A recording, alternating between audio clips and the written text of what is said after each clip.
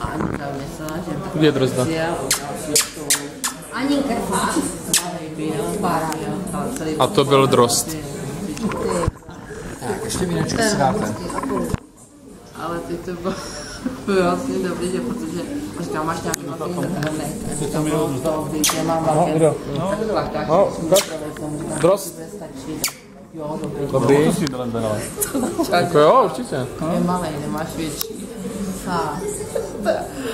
A mě pověděl, že jak je zvyklé, že jo, vařit velký, že neumí vařit malý.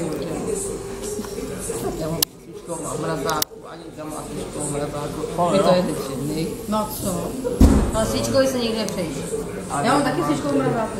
Drozd. Minulý týdne. Drozd. A Drozd. Dobrá práce. Profi. To bych se na ně ráda díval. Pak takhle najednou tady řekl, dělejte, ty uděleš to, šlehačku, jo.